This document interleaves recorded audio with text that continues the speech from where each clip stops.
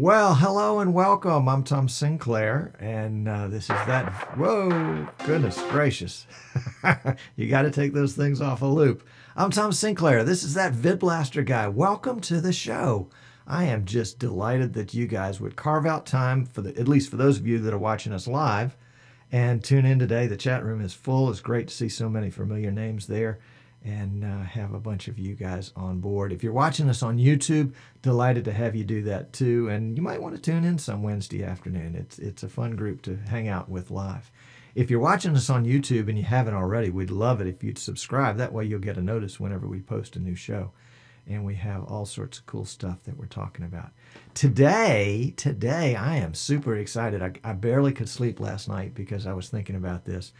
Today is the Great VidBlaster Roundtable. And I've been wanting to do this for forever. And so what I did is I gathered up all of my best VidBlaster buddies and said, hey, let's go hang out. We'll do a Google Hangout.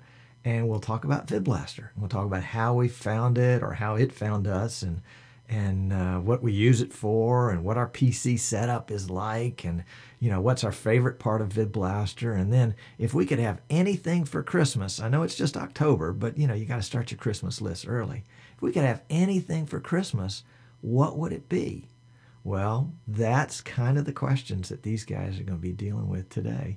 And for those of you that are watching live, love to have you chime in with your answers to that questions as well too. And if you're watching on YouTube, love to have those comments on the YouTube comment portion as to what your setup is and how you found VidBlaster and all those kinds of things. It would be great to have all that to share. I think that stuff inspires people. And, sometimes we can tend to live in a little, despite all that we've got going on in our world with all the media out there, sometimes we can get a little isolated and we can kind of get into our own little groove. And you know what a groove is? A groove can become a rut. And sometimes it's really nice to have some outside inspiration. And I think these guys are going to inspire you and challenge you and give you some great ideas of what you can do with VidBlaster in whatever your passion is. Now remember, I'm the guy that says one person with one PC and the right software can do an awesome broadcast, but it's up to you to come up with the passion part of it. We can help you get the right PC. We can help you get the software tuned in. We can help you with all the various ins and outs of capture cards and cameras and mics and mixers and all that sort of thing. I've made most of those mistakes already. I'm sure I've still got a lot more to go. But we can help you with that. And I think these guys here today, take notes. You can go back and watch. If you're watching us live, you can go back and watch it on YouTube a second time and see. And some of them we're going to share information about how you can contact them. Some of them will have the URLs of their websites and their shows out there so you can go see what they've done in person. And you might even want to tune in on a regular basis. So with that, I'm going to ask everybody to unmute their mics. And we'll go ahead and start with our introductions. And yeah, you can hear the clamor as all this group comes in. And I'm going to take these guys kind of in alphabetical order. And so let me start first with Al Bunt.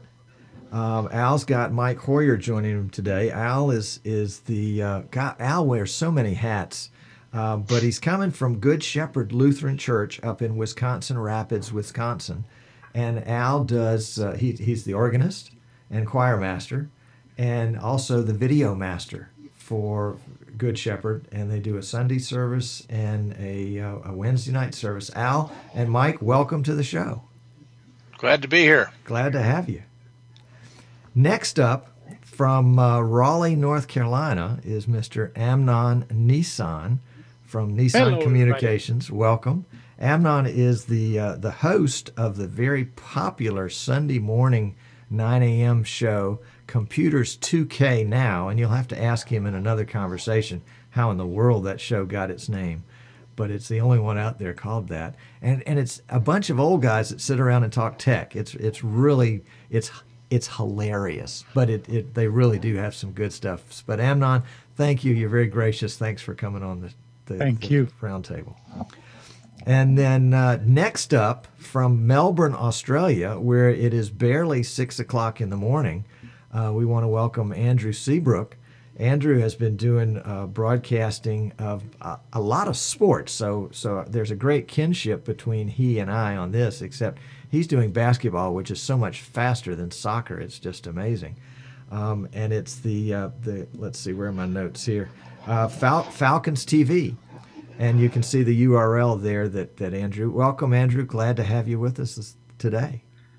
Thank you very much. And then coming to us from Stockholm, Sweden, is Jan Akalla. Jan, did I pronounce that correctly? Well, about Akalla. Close, as close as you're going to get from this Alabama guy. Yeah.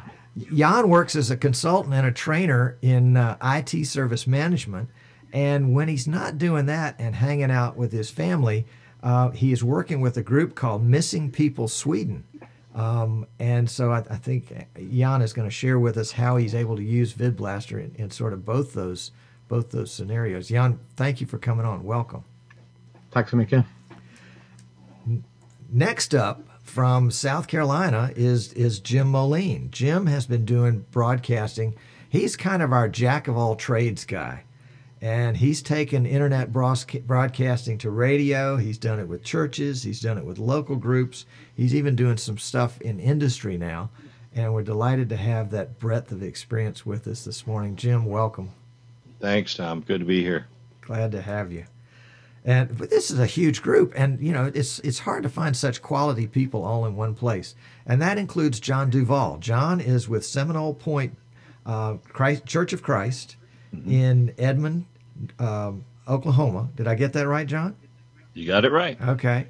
And they do a weekly church service using VidBlaster. And you can see the URL, seminolepoint.org, and they do a great job. I've tuned into several of the broadcasts and have really enjoyed them. John, welcome to the show. Thank you, Tom.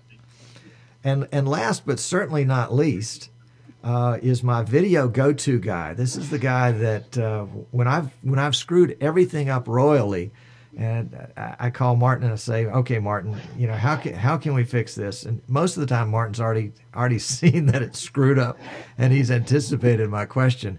But Martin has Zen Video, which is a custom PC shop in Manchester, United Kingdom, and actually comes from an audio background.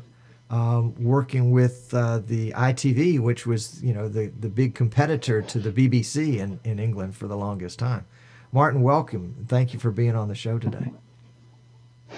Thank you. All right. So with that introduction, we're going to pop back to Al at the beginning of the group. And Al, I want to pitch you the question. Where did you come up with VidBlaster? How did VidBlaster find you? And, tell us a little bit more of what you use it for. Oh, it's real simple. We were in need of a safety solution for videotaping our services after one of my operators almost fell off his perch. And through a web search, that's how I found VidBlaster. Way back at version 0.39 is when I started out, 2009. Wow, that predates me. I think I'm a 0.47 guy. So very, very cool. Tell us a little bit about what you're doing there at the church. A little bit more detail than in my intro. Okay.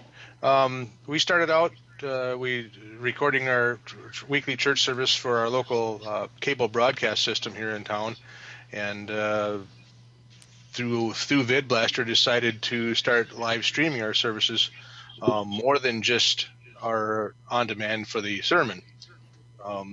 So one day a week, and now we're switched to twice a week with a pretty good online viewership. Very cool. Very cool.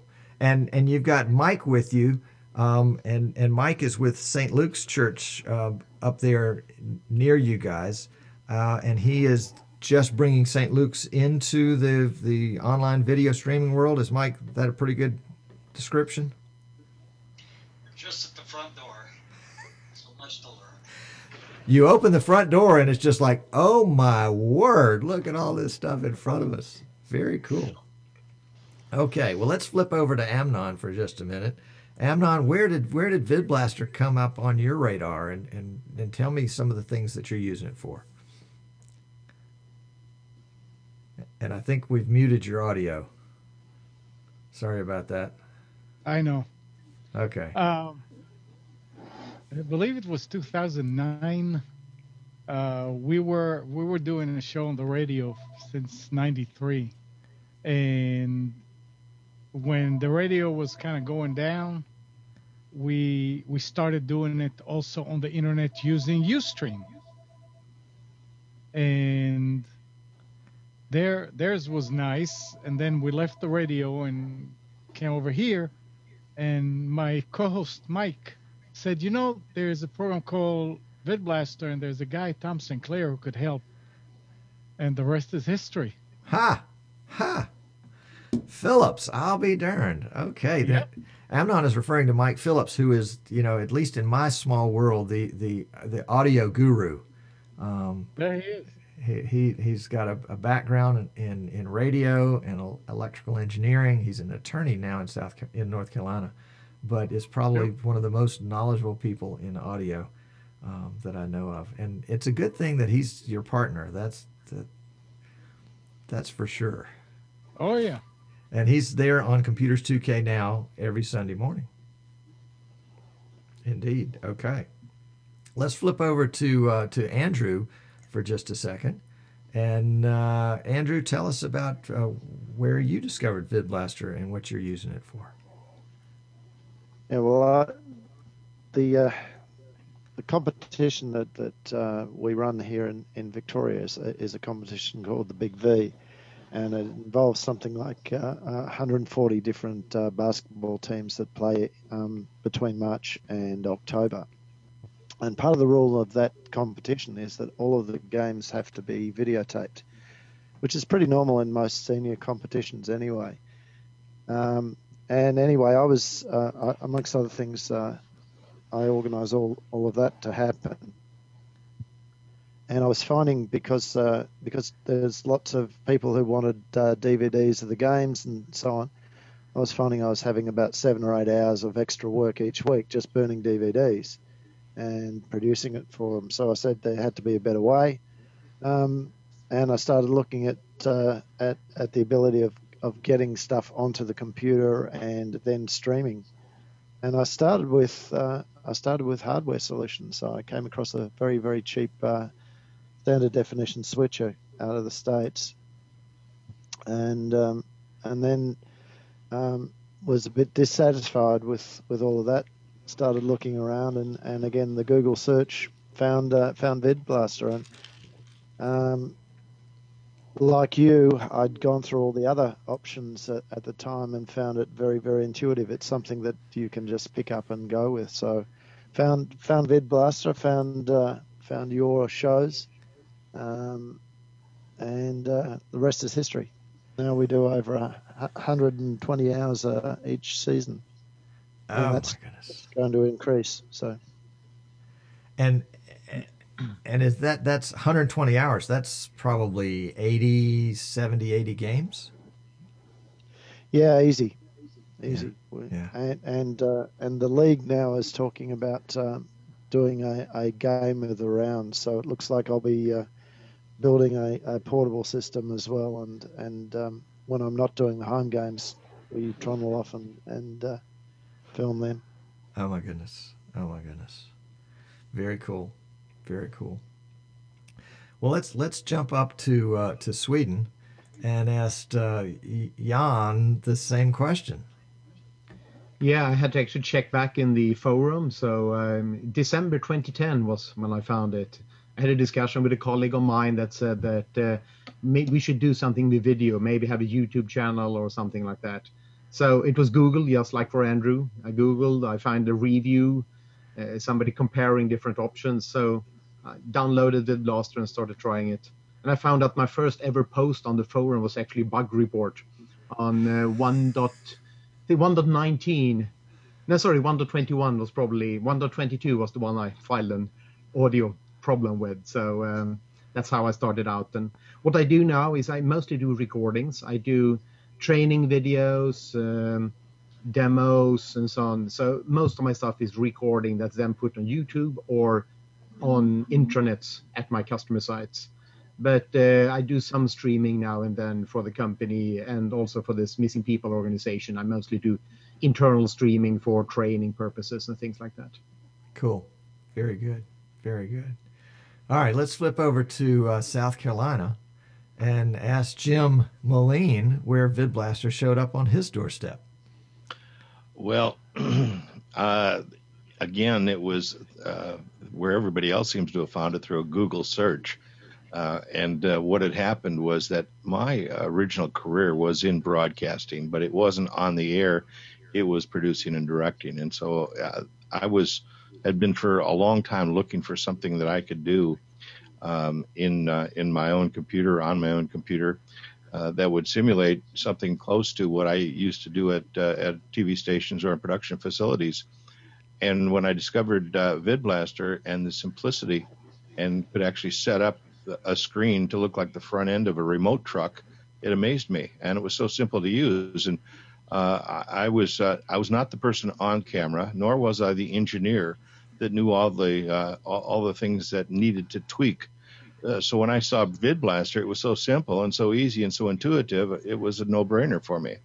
I don't have to know all of the ins and outs of that the engineers do. I don't have to know all the sound that Martin would have had to know in his part of it. If I turn it on and it works, I'm happy. And so when I can take something as all inclusive as VidBlaster and use it, then I'm excited about what I can do with it. So whatever I can do with it is what I'm excited doing, whether it be a church service, which is where we really started out. We're doing 2 services on Sunday. We do 1 service on Wednesday evening. Also doing some other special event webcasting for a creation group here in South Carolina. Basically, anybody that would need some webcasting done, we'd be happy to go set it up. Got a PC set up at the church that I use. Got a PC set up at home that I use, and then we've also got an Asus laptop, which is actually like a boat anchor. It's so big and heavy because it is a gaming computer. But I can take that pretty much anywhere with my little satchel and set up from the time I walk in the door to if there's an internet connection or being on the air in less than 10 minutes. And so I do that often. Do that oftentimes with a radio program, a radio talk program here in the Greenville area that we'll go in, and if they've got a special guest or something like that, we'll go and we'll set up, and we'll either do a Skype interview or a live in studio interview with 2 or 3 cameras that we'll have set up. That's very cool. Anything that I can do to make other people look good is what makes me happy. Cool. Very cool. Very cool. That was Greenville, South Carolina, right, Jim? That's correct. So anybody in the Greenville area, Jim's your guy. Okay. Well, let's go on out to Oklahoma and ask John Duvall the same question. John, where did VidBlaster show up for you? Well, we had started a live stream Bible study back in 2009, and we were having to use just an old hardware, not even a built for switching, just a little push button thing, and we were using Ustream. And I initially tested VidBlaster in 2010 and didn't like the recorded quality compared to what the WinTV was recording that with the capture card. And we needed to be able to mix 2 things, the live video and the verses that we put up there. So anyway, I looked at VidBlaster again, and in October of 2012, we decided to switch to it because in the meantime, we had switched to a Videonics switcher, which did a fair job, but it had some flaky issues on it. So we finally pulled the trigger on the VidBlaster. And that was in October of 2012. And so it's been working very well for us. That's cool. That's excellent. And Martin, I guess the question for you is a little different because you're a VidBlaster reseller and plugged in at one of the tightest levels as an alpha tester on occasion. But when did VidBlaster cross your path for the first time? I think it was in 2010 as well, it was certainly in the era of version 1. And I had an inquiry from a customer. It was a small production company who weren't typically involved in live production. They were the usual sort of shoot and edit, doing post-production. And they'd had a request to do an interactive training session. And they wanted it to look like a television program, but it would be streamed over the internet. And they came to me to see if I knew what they could use without spending a lot of money, certainly for a pilot. So I had a hunt around online and came across VidBlaster and thought, well, that looks like the sort of software that can do the job, and it combined all the elements that you needed to be able to produce something that actually looked like a TV program. So they had 2 live camera operators, they had pre-recorded material, they wanted to put captions in, opening titles, closing titles, etc. So I got hold of the trial. We did a pilot program that lasted about 20 minutes, half an hour, I can't remember exactly how long, and it went very well. But the people who were going to pay for the whole series decided that they weren't really going to get a big enough return, so it didn't go ahead. And to be honest, that's the only time I've actually used it sort of in anger. I then became a reseller, and I've spent hours and hours testing and developing, and actually developed test software as part of that, but I don't really use it for anything else. So that's my involvement. I'm mainly a reseller, I support it, but not really a user. An interesting and unique perspective. I love it. I love it. All right, let's move on here, and we're going to bring Al back up. And Al, this is going to be hard because I'm going to ask you to do something that you and I would, if it were just you and me, it would take us 2 hours to go through. But I want you to talk about your PC setup there at the church. And as you're talking about that, kind of, let that roll over into, what your favorite part of VidBlaster is. So let me pitch you that big old fat pitch, but you've got less than 2 hours to answer that question. Oh boy, that's a lot to bite off and chew here. So I'll just run through it real quick. I'm running VidBlaster Studio version 3.26 with a beta, streaming to an HTML5 stream to Decast. I've got a PC with a 5-year-old Asus P6T, i7 920, 6 gigabytes of RAM, running Windows 7 Pro. I have 3 terabytes of hard drive storage, plus another 120 megabyte solid state drive, just to keep everything running good. Standard video card, Osprey 450 capture card, standard audio card from Sound Blaster, running a Behringer Xenix 1204 mixer, and I run 3 cameras, 2 Sony EVI D70s and 1 brand new Sony EVI D90, and I control them all with a Sony 300 remote, plus a bunch of other Kramer tools for video distribution. As far as my favorite part of VidBlaster, macros, baby. Macros are it. I knew that.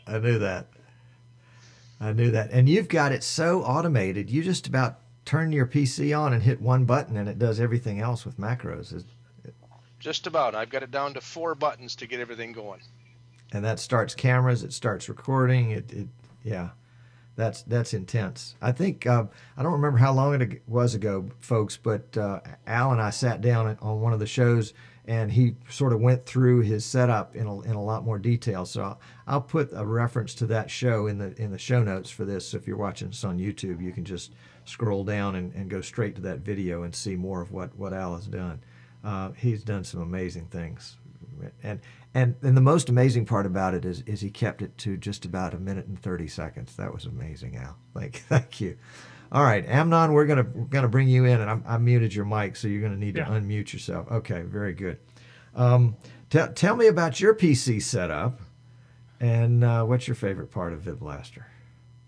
The PC is a dual quad Xeon, an older machine, 3.2 gigahertz with 8 gig of RAM. I'm using a video only capture card. Not doing HD. As a matter of fact, just in the last 2 months, we went to 16:9 because everybody was pushing me to that. Good. And the cameras are like my camera that I'm talking to now is a GL1, and I've got 2 other cameras for people here in the studio that are Panasonic Handycams. I don't do that one PC, one man anymore. So there is another PC across the room that's running Wirecast, and it does all the encoding and sending and streaming to 3 other CDNs. I record on a Ninja 2 video recorder as a backup. We have a laptop for people to call in. We have a laptop for Skype, another Skype. The mixer is what is it, 2442 Behringer. I mean, it's a setup.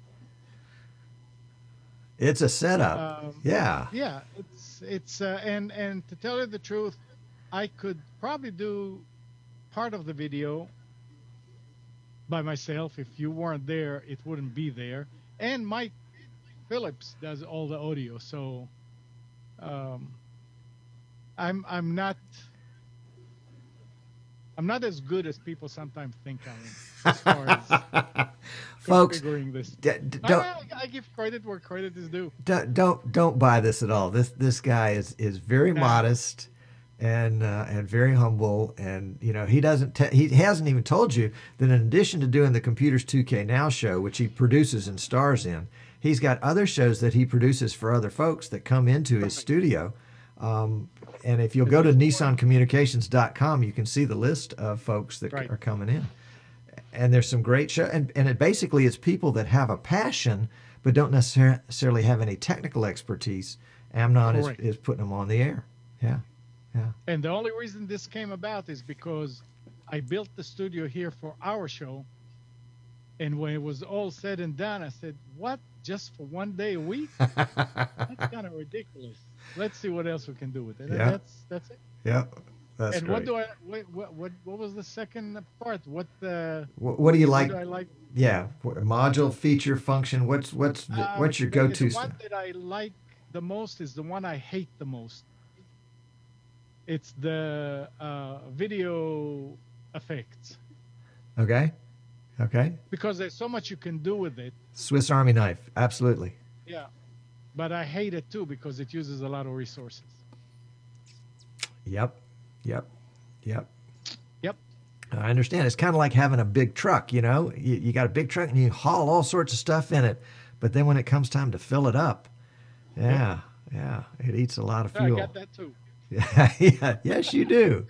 Y'all need to slip by Amnon's house one day and see, And if the power ever goes out or there's some sort of nuclear attack, that's the place where you want to go. Yeah, he's got it covered. Good.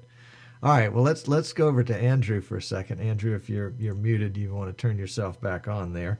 And tell you got into it a little bit before, but tell us about your main PC setup that you use VidBlaster with, and what do you like best about it?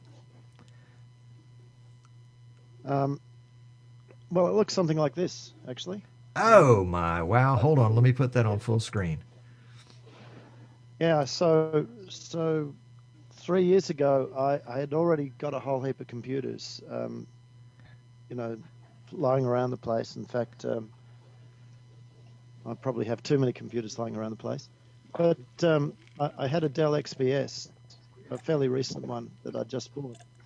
And so everything that I did had to work on that particular PC. So that's what you can see under the table there.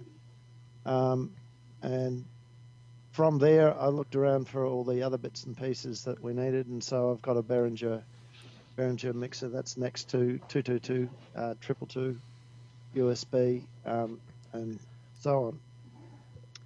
And that's where we started. And then I started with a mix and matching cameras, just buying cameras off eBay, a couple of Canons, a couple of Panasonics, and so on. So the one that you see that's on that homemade looking rig is a Panasonic. But what I'm doing is moving to only Canon cameras, and the reason for that is that I use up to about 6 cameras per shoot, and I'm finding that by staying with the same manufacturer, I have more control over the white balance along the way. Gotcha. But since then, what we've done is we've actually just commissioned a new PC, which is it's actually built by one of the local computer stores here. It's actually a gaming PC, and so it's based on a lot of ASUS components, and that's running a Xenon processor and so on, and that's working very, very quickly and so on. In terms of the capture cards, there was some chat in the chat room about no-name Chinese brands and so on. I've tried just about every one of them. So I've got time leak cards, I've got you name it, and again, a lot of that was based on the information that was on the wiki site. So thank you, Martin, for all the stuff you've put on there. But I came across a couple of years ago the AVerMedia C1129, which is the Dark Crystal SDK Duo. And contacted AVerMedia, and they were really nice. They sent me out a card to use for an extended period, and so I now use two of those cards, which allows me to bring eight inputs, 4 HD, 4 SD inputs in, and then I do a whole range of other things as well. So it's not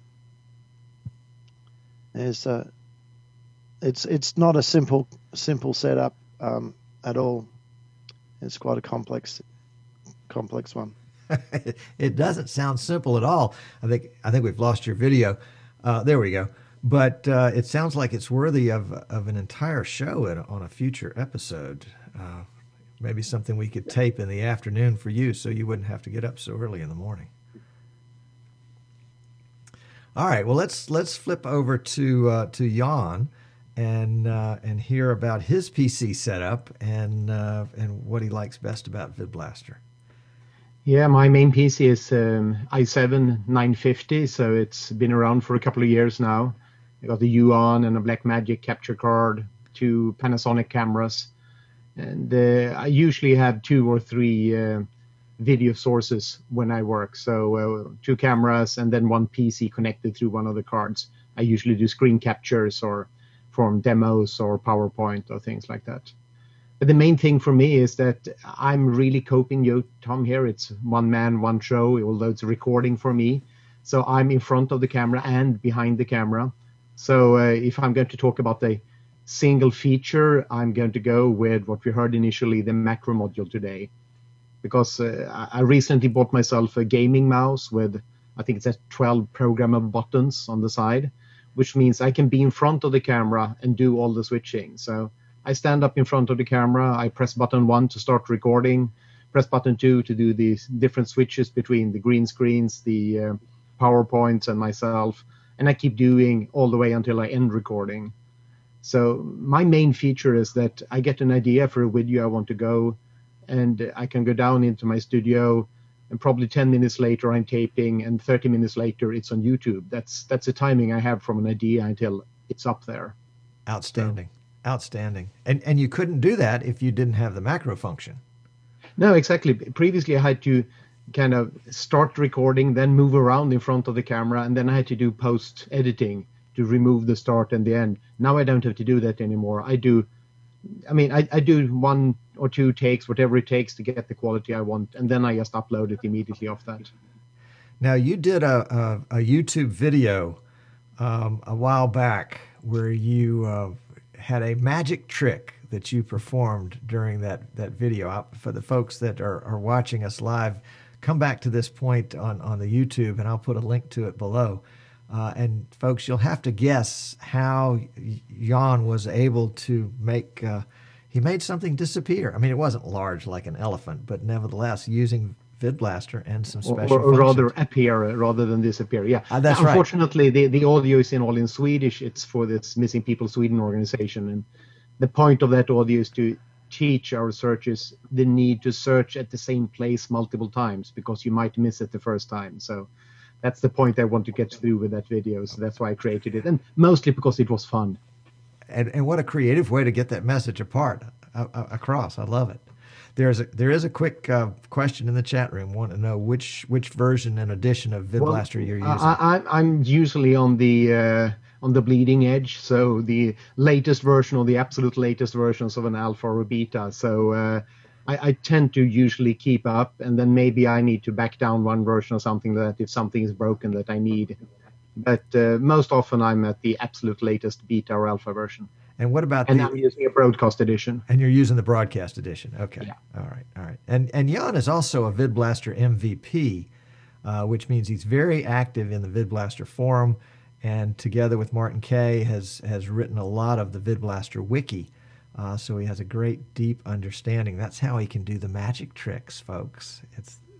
I found actually that writing articles for the wiki was a very good way to learn the product, because I had to really understand it to be able to write about it. So it was really useful. And then I had a wonderful advantage of actually getting the help of having my English cleaned up, since that's always a challenge. I could write it, and I got all the help to get it nice looking afterwards. Well, it's a great job. And folks, that's wiki.vidblaster.com, and it's a great resource. Encourage you to visit.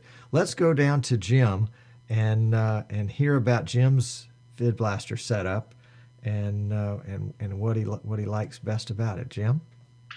Well, I had normally stayed about 2 or 3 versions back just to be safe. But a couple of months ago, when the newest version came out, I've loaded up 3.30 on all of the computers that I use now, and they're all working quite well. As I said, I'm not a real techie, so I can just give you some of the basic things. For example, at the church, we're using an HP. They're all i7s, but we're using an HP there with the AverMedia capture cards, a couple of Vixia cameras. We were using a Logitech 920 for a wide shot. And we do have something other than a Behringer board. We have a Yamaha board at the church, and it's what we use to pick up everything else, and I just take a single feed out of that and run it into the computer. So it makes it real simple. All I got to do is push a button if it's not on, and it'll come into the computer. Then here at home is the newest setup that I've got, and that basically is a homemade version that I had a friend of mine who does understand all the intricacies. I told him I needed a beast, so he built me a beast. It's I think it's got an Asus motherboard in it, and it's got the new Magewell 4 HD capture card in it. And I run most of the time when I have it here in the studio. I run 4 or 5 Logitech 920s all at the same time, and it runs quite well. Just position those around the studio depending upon who I've got that may be coming in to do it. And here I have another board, which is also different from the Behringer. It's a Samson board, which actually is a board I borrowed from a friend of mine, so it's not even mine, but it works quite well. And I've set up here with 3 screens. Getting ready to do a couple of programs, excuse me, for some people where I'm going to be using double Skype. So I've got a screen capture on one of the monitors. That'll be one Skype. Then the other Skype will be on the Asus laptop, and I'll be bringing that in through HDMI as a camera source. And I was experimenting with it the other night, and it worked quite well. I was talking with Mike Phillips here in the last month and a half, and he's really helped me get that set up with the mix minus and all of that. I still don't have it perfect, but it's getting close. And so I really, again, kudos to Mike for all the help that he gives to anybody that really needs it. Then the laptop itself, like I mentioned, that is an Asus again. It's a gaming computer, and I use the Easy Caps for that to bring in the any cameras that I need to bring in, and besides the Logitech 920s in there. And that's what I take to the radio station. That's what I take when I go out to do some of the remote events. The one that I did a couple of weeks ago had to be done in HD. Then I broke down the whole studio and brought the Beast out and hooked everything up there, and it worked quite well. The thing I like best about VidBlaster is I think I alluded to it earlier, just the idea that I can set up my screen to make it look just like it's a studio control room, and so I can move the modules around to wherever I need them, and it works quite well for that. And I've got about 4 or 5 different profiles set up for different uses. So I just go to the type of program that I'm going to do, call up the profile for that, and it's ready to go. Outstanding. That's cool. Very cool. And folks, as you could tell, we could do a whole show with any one of these guys. But let me flip over to John over in Oklahoma. And John, if I've muted your mic, you want to unmute there, and tell me about the PC setup that you guys are using, and what part of VidBlaster is your favorite. Well, we this year we built a new system for our booth, and in that system we've got a 4770 i7, 16 gigs of memory, 120 gigabyte solid state drive, and then a terabyte drive. And we were using drew a blank. Gotta look at my notes. Oh yeah, we have a StarTex PEX HD cap card, a standard definition capture card, but we've recently put in a Blackmagic Duo.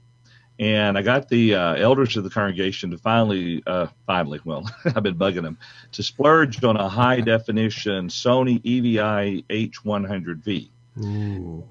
So it's an odd mix match. We now have the high-definition PTZ camera. We have an older Elmo PTZ standard definition camera, and then a Logitech Orbit cam that we're using for the wide-angle auditorium image. And we use VidBlaster Pro version. So we are now recording in 720p, streaming in standard definition, and I love the effects module. We've been able to tweak the background on it so that you can put a small image of me, the speaker, and a larger image of the charts. We're pulling the charts in through the StarTech capture coming from our presentation computer. And ultimately, I want to get the necessary adapters to bring it into the Blackmagic Duo because it'll do it. And then lastly, we have an output that is currently going out the VGA to a VGA to S video converter that we send back to the nursery. Eventually, and maybe some guys here can know how I can do this, I can pull it out of the Blackmagic, theoretically put it to a converter to send a high definition signal through the coax cable that goes to the high definition television we have on the wall. But that's what we are mainly using VidBlaster for now, and it works great. Outstanding. And, I bet the folks in the nursery really like being apart and not feeling like they're just isolated there. Oh, absolutely. Between the audio and the video, like, for instance, we use a program whenever we sing that puts the songs up on the chart, and not just the words, but the music and everything. And so the people in the nursery, instead of having to have a songbook, they see and can sing along. It's a nice little setup. And, those kids are getting it too. If their mamas have to take them back there, they're definitely getting it. But the babies, they go back for better reasons. But that's good. Great. I know what you mean. All right, let's go over to Martin, and I'm gonna rephrase my question a little bit for Martin, and say, Martin, if I were coming to you and saying that I want to do a show like this one, and I wanted you to build a PC for me, what would it look like? Well, it depends on your budget. That's obviously the first thing that I ask people. I mean, unlimited budget. Unlimited. Amnon's picking up the tab. Don't worry about that. To be honest, I don't really know, because I tend to go for things that are in the middle to maybe the sort of slightly middle upper range. I don't go to the extreme range, okay, because most of my customers can't afford those sort of things. All right. And if you want the best value for money, it's normally somewhere in the middle of the range where you get more people buying it. So you get the advantages of quantity, of scale, of mass production. So the desktop i7s, the 4790 is the current one, is good. And the series above that, the 2011 pin chips, that chipset, which only gets changed every 4 years compared with the desktop ones that change every year, has just changed this year. So there's a new sort of slightly more upmarket chipset, which is the X99. Yeah. And a new series of 5,000 and something processors, like the 5820. And that's where you move from quad-core to hex-core and even potentially 8-core in the extreme version. That's probably the sort of system that I would go for if I had as much money as Amnon. Yeah. Okay, now let's say we max out and we take that 8-core processor and we match it up with what kind of motherboard would you put me on? An Asus? Well, I personally use Asus, but there's other good manufacturers. Gigabyte, I believe, are fine. I just happen to have standardized on Asus for probably about the last 5 years or so. Right. And that way you get to know them inside and out. And you get to know how the BIOS works in particular, because different manufacturers do have slight variations on the BIOS, which can mean if you're trying to talk it through with someone, giving support over the telephone, where you can't see it and you can't use something like TeamViewer to log in remotely, right? Then it's a good idea to have something that you know. But that's all. I mean, that's a dealer perspective rather than a user perspective. Understood. Now, would you match me up with a solid-state drive for my main drive? If you wanted it, if you had the money, but I don't see great advantages other than the fast boot up time. Okay. And in terms of the capacity, you're paying a lot more money for smaller capacity. So unless you need the ultimate speed, and in some instances you do, if you're trying to do instant replay in HD, for example, then the solid state drive makes sense. But for just general operating system, no. Interesting perspective. I like it. Now, in working with VidBlaster, has there been, especially in the alpha program, has there been a module or a feature that you've especially enjoyed working with? Well, the one that's made my life slightly easier, well, it's two really: the signal generator and the diagnostics modules, which I think you only get in the broadcast version, but that's what I've been using.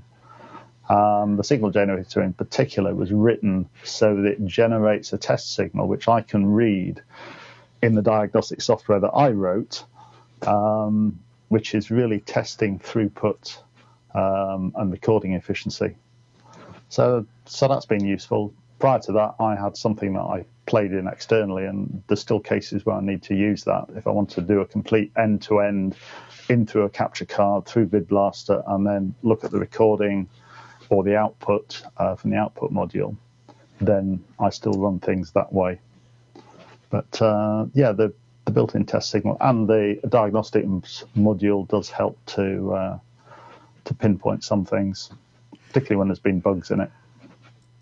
That was not the answer I expected. I love it. Let's love it. Okay, all right. We're gonna kick back to Al. So Al, unmute your mic, and this is going to be the fun one. This is it's October. It's mid-October, and we're putting together our Christmas list. And you know VidBlaster inside and out. I mean, you've been with VidBlaster longer than me. I think I discovered it in February of 2009. So you must have been like January or maybe December 2008, something like that.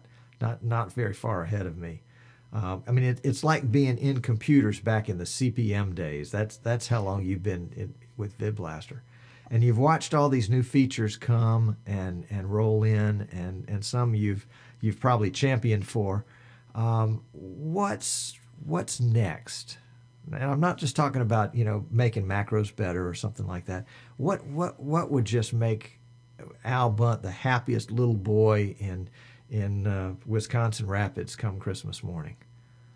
Well, that's a really easy question for me to answer. From a workload standpoint, when you're putting graphics up for hymn texts and hymn and Bible readings and such, averaging 20 to 30 individual PNG files for each broadcast, I would like to have a module that does live graphics where you can input them on the fly. That's something I don't have to have pre-made before the service. That's the one module that VidBlaster does not have that really could be beneficial. And in my book, that would be what I would want. All right, now give me a little help because I'm having a hard time getting my arms around this one. You want a title generator? You want a Adobe Photoshop built in? Help me. Not so much Photoshop, but a more title generator where, similar to like for this Google Hangout, we went in and made our own lower thirds, and it took less than 30 seconds. Right. And we can go back and edit them on the fly, instead of the current situation where you make a transparent PNG file, throw it in a Dropbox file somewhere, and if you have to edit it on the fly, it's a little difficult. It's not impossible. But gotcha. In a live broadcast situation where you need to make a quick change because something has changed, or pastor changes his format of what we're doing in the service, which happens every week, or someone gets up in front of the congregation to speak that you didn't know was planned, or maybe it wasn't planned, and you got to be able to come up with a graphic that quick. Gotcha. That's what I want. Gotcha. Okay. All right. Very good. Wrapped up with a bow. All right. Mm-hmm. All right. Well, that was. I like that idea. Let's shift over to Amnon and see what we can get Amnon for Christmas. Amnon, you're gonna have to unmute your mic. What you can get me for Christmas? Yep. Besides what I got you last Christmas. Really, what I'd like to see is GPU support. Tell me more. I mean, we went and bought the best card and updated the video card, not knowing that, it makes no difference. You can go to the motherboard and it'll do the same job. Right. VidBlaster does not use GPU, right? Not to process the video. Right. Yeah. I mean, I think it has something to do, and probably Martin can help us, or Jan can help us. And I think the chroma key uses some of the GPU, but I don't think standard video processing does. The other thing that I'd like to see is 64-bit. 64-bit. I'm not holding my breath on either. Okay. All right. Well, I'm just making notes as to what I'm going to get you for Christmas. Okay. I think I'm just going to send you a new tie. How about that?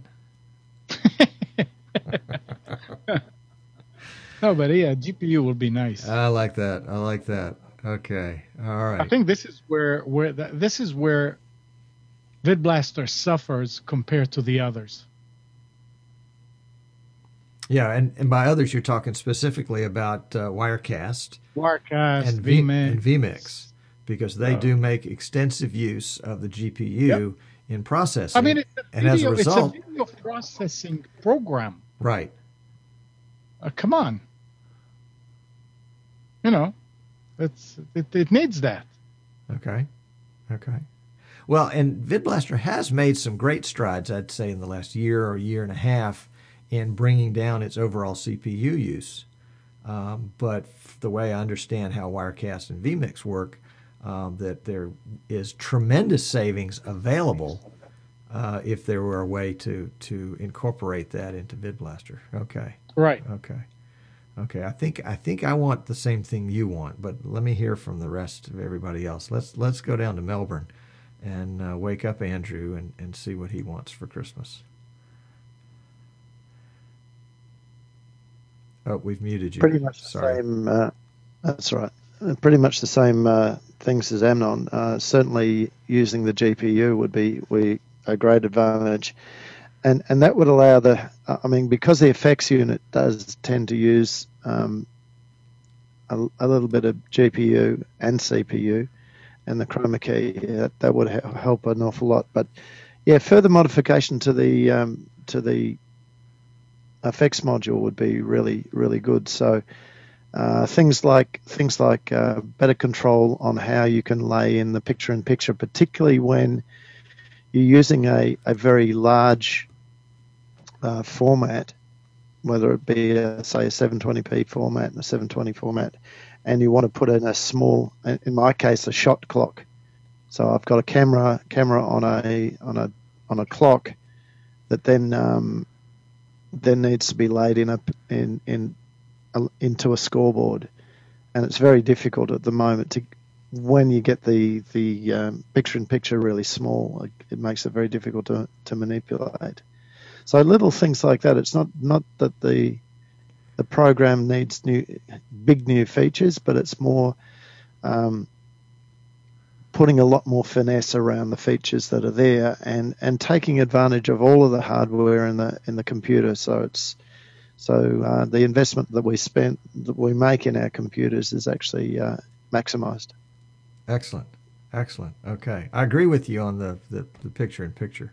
In fact, I wish there was a way to be able to take something that's kind of skewed because it's a diagonal shot and kind of straighten it back out again. But I understand I'm not asking for Christmas on that one. I'm way out of bounds on that one. Okay. Yeah, and that's an interesting one because often you can't get, particularly in a stadium that you don't, you can't go and sort of put fixed things in. I mean, the guys that do the church stuff, they're great. They've all got fixed cameras.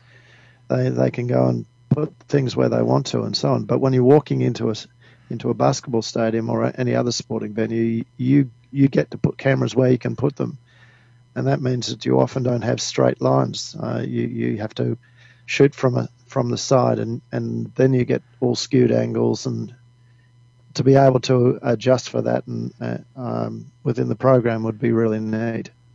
Gotcha. Good. Okay. Well, let's go over to Jan and see what Jan wants for Christmas. Well, I before the show, what I did was that I went through the feature request forum on the VidBlaster for all the threads I've started there, and I found out that I've got almost everything from since I started posting there. There was just a few ones left. And so I think right now what I would like to see is actually a syntax-aware macro editor. So because I usually come up with an idea, I would like to switch this way, so I need to rewrite my macros. And if I had that system, it would help me, for example, when I get to I write a module name and it gives me a drop-down on the possible pins, the syntax, and so on. I could create my macros even quicker. Right. So that's probably the thing that would make my life simpler, easier. Otherwise, cool. I'm quite pretty happy with what I got. I bet Al would chime right in on that one too, and say that that would be something he could have in his Christmas stocking as well. Well, I guess at some stage you actually learn the macro language so well, and he's done so much, so maybe he can actually do it off his head. I still need to look things up because I don't do it often enough. Well, that's probably because you've got things dialed in exactly as you want them, and you're not modifying a bunch. That's great. That's great. And that's where macros really work their best, where you don't have to go in and tweak them every time you change something. Yep. Oh, yes. Yep. All right, well, let's go over to Jim Moline and see what Jim wants to have for Christmas. Jim, get that mic turned on, and that way we can hear from you. One more click there. There we go. There All right. What I have been doing more of lately are events or presentations where the speaker is using PowerPoint. So I do a lot of split screen using the PowerPoint. So the PowerPoint has been really a nice feature. The difficulty is that the PowerPoint feature does not carry through and give the animations and all the changes that are in the PowerPoint program. So consequently, you don't get those if you just try to use the PowerPoint program within VidBlaster itself during a live presentation. Now, if I produce something for the singing at church and whatnot, I do that in PowerPoint, but they're all individual slides and there's no animations, and so it works well. Right. I wish there were a way, which I know one of the other programs that I was experimenting with has the ability to actually have all the animations and all the changes that are built into PowerPoint actually follow right through the program. Now, if I do a program that I'm going to webcast and somebody has a PowerPoint like that, I will actually have to take my PowerPoint and put it up on a second screen as a PowerPoint, do a screen cap, and then I will, when they change, I will change. And so I have to follow along very closely. Right. So it's not changing when they're changing, but it would be nice if there was the ability for them to, when they changed it, it was changed right in mine. They maybe would be, we could take a video, an output of the PowerPoint to go to the big screen that they would use, and the changes then would also show up right in my own recording or my own webcast. That would really be a help. Again, that would help for the live webcast. In the past, when I did it, then all of those were edited in. So it's really a lot better to be able to switch them in, even though I have to screen capture them. It's a lot quicker now to do it that way, but it would be nice to have that already built in. So that would be what I would ask. Excellent idea. Excellent idea. I like that. And there are times where I would like to be able to use that too. Good. All right, let's go to John Duvall and hear about John's Christmas wish list. John, we got to get your mic on there. All right, what would I like to see other than macro ability dropped into the Pro version? I'd love to have that after hearing y'all talk about it. When we first started using VidBlaster, the first thing I noticed is when we went from the hardware Videonic switcher that switched the sound with the video, when we switched to play like an ad spot in our Tuesday night study, it was easy. The guy at the mixer didn't have to mute the speakers. Came out, everything was wonderful. With VidBlaster, we had to do some rethinking so that he has to mute us going in and out. Well, since discovering that vMix has the ability to switch the audio with the video, I'm thinking I'd like to see VidBlaster do that as well. So that would go from follow the camera. Exactly. Yeah. Link the like, for instance, if you've got 3 different cameras and they're all pulling from the same video, have them pull from the same, or audio source that is, and then you want to go to play a commercial, have that as its own audio source. And when you switch to one, fades to the other back and forth. That was the big thing we missed when we started using VidBlaster, and I'd love to see that back in there. Great idea. John, I bet there are a lot of folks that are thinking, yeah, I wish I'd thought of that. That would benefit me too. Good. Well, that was the last thing I had to say. All the other brilliant stuff had already been said. Understood. All right, well, let's go across the pond and see what Martin K. thinks that we ought to put in. If he's got some ideas on that, perhaps from a reseller, how I can resell more VidBlaster custom-built PCs if I had this great new feature. What do you think, Martin?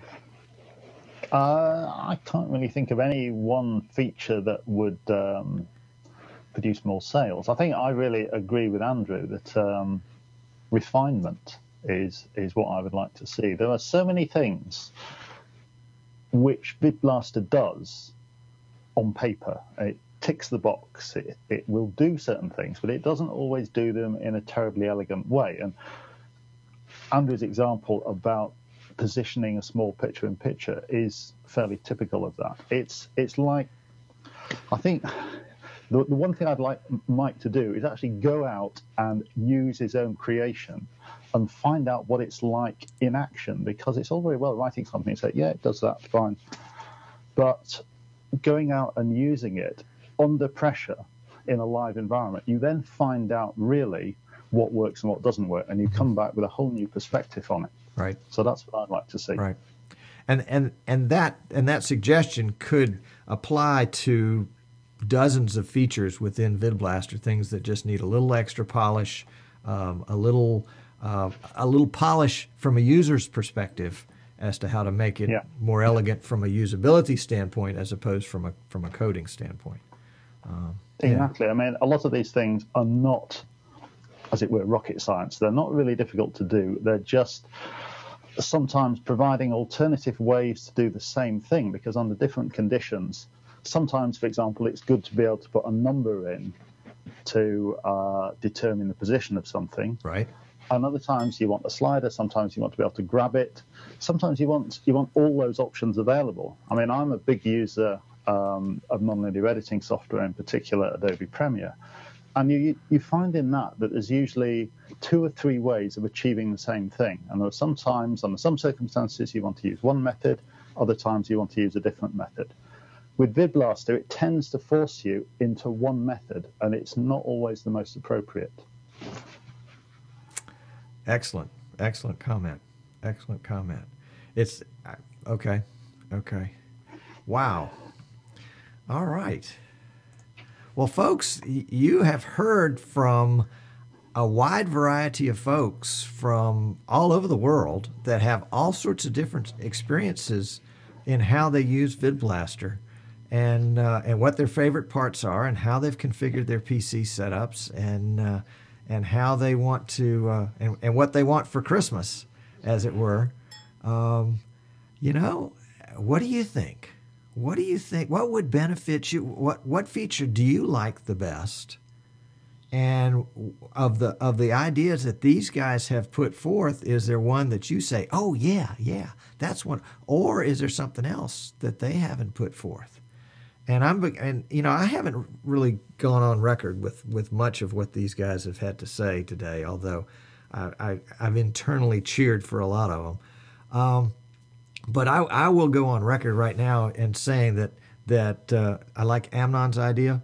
Yes, GPU processing, making VidBlaster CPU competitive, even with this new 8-core chip coming out, which I can't wait to get my hands on. I'm saving up right now, but at the cost $1,000. That's a lot. But boy, if I could get a $200 graphics video card, and that would do some of the processing and allow me to use my quad-core PC, that is, get future use out of my current equipment, that would be huge. And that would bring a lot of folks into the VidBlaster camp that are not now in the VidBlaster camp because they're trying to stream high definition on an i5. And so, there's that. And then I also swing back to Andrew and Martin's idea that VidBlaster, in addition to this mammoth project of GPU processing, we also need to kind of go back through and check all the drawers and all the closets and all the features and say, how can this feature be tweaked? How can it be made more user-friendly? How can it be more versatile? How can we take a picture-in-picture and make it so that we can drag and drop it and resize it dynamically, or so that we can be extremely precise in X and Y coordinates and put it exactly where we want it on the screen with the exact same size? And I'm loving those ideas too. I'm loving those ideas. In fact, I haven't heard a single idea that I didn't like. I'm always liking ideas. Well, guys, I really want to thank y'all. I know we've gone over time, and I apologize for that, but it was such good stuff. I felt like it was worth going an extra few minutes. I want to thank each and every one of you for coming on the show today and taking time out of your schedule to do that. And if you want to unmute, we'll kind of have a little free for all here at the end where you can thank me for bringing you on the show. How about something like that? Would that work for you? All I can say is macros running macros.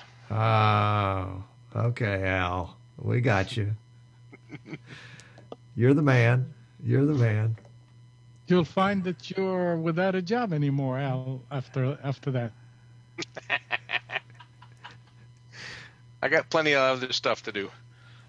There you go. All right, gents. I'd like to just mention just a couple minutes, just for a couple of seconds, if we got a couple of minutes there. Sure. Time. Go ahead. Yeah, you've seen Mike sitting here in the background here. He's probably initially going to get started off with Wirecast. He's in a long learning process here. I've been helping him as much as we possibly could here with a much larger church, and I want to say thank you to all the panelists today that he's been sitting here listening and nodding his head and it's really soaking into him. So thank you very much, everybody. Great. Good to have that, Al. That's what we're here for. That's the whole idea. Yeah, very good. Well, Tom, I appreciate you inviting me on. I don't know if I'm the most qualified to set in on something like this, but I appreciate you including me. Well, John, you're very welcome. I felt like you brought a lot to the table, and I'm a tremendous advocate of VidBlaster being used in a worship environment and in a church and a teaching environment, because I think there's so much power to bring the message to not just the folks that are physically present or who might be down the hall in the nursery, but to folks all over the country, all over the world, folks that wouldn't otherwise be able to attend because they're getting elderly or whatever, or they're on a road trip, or folks like Al has experienced, people that have become virtual members of Good Shepherd Church, but may never ever step in the door and have found a message and a community that they can virtually belong to because that may be all they can do right now. And I'm loving this new technology, and I know that the Lord is going to make tremendous use of it, and already is making tremendous use of it all over the world. Most of the subscribers that I have on YouTube are not from the North America. Most of them are outside the borders of North America, and a large number of them are from church environments. And so this goes without saying, 15, 20 years ago, this would have been unthinkable for a small congregation to reach the Philippines. I mean, Yep. Indeed. Indeed. Great. All right, folks. Well, I'm going to turn it off. We'll have a little post-show party here. Amnon did say something about donuts, and Jim has got some sort of Australian concoctions that he's going to share with us. So if you're watching live and want to stick around for the post-show, I invite you to do that. Remember, folks, we're on live every Wednesday at 3 o'clock Eastern with that VidBlaster guy, and then our second segment, Streaming Idiots, generally starts about 3:40, 3:45, something like that. Love to have you come tune in with us live. We'll also make a plug in our website, easternshorebroadcasting.com. We have put up a store of very common things that you need to get started in streaming.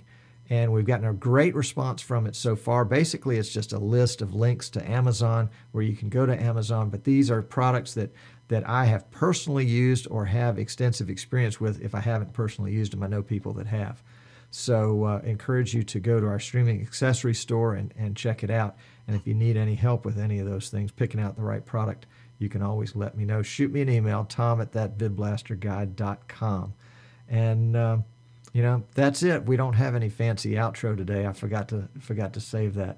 So we'll just have to sort of fade out to black, as it were. So until next time, I look forward to seeing you guys on that VidBlaster guy. Thank you.